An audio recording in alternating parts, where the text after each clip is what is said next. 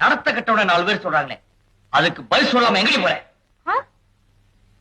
தீயில குளிக்கணுமா? தீ குளிக்க நான் தயாரா இல்ல.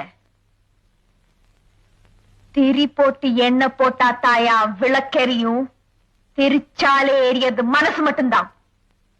நீ நெனப்போட விளையாடுவ, நான் நெருப்போட விளையாடணுமா?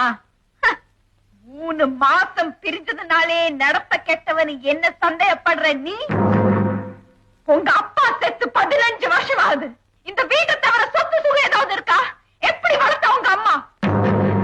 புருஷனை காப்பாத்தணும்னு நான் போராட்ட மாதிரி தானே பிள்ளைங்களை காப்பாத்தணும்னு அவ போராடிப்பா.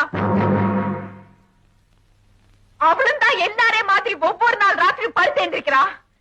விடிஞ்ச எந்திரிக்கும் போது அவ படுக்கையில மட்டும் ஏதாவது பணம் இருந்ததா?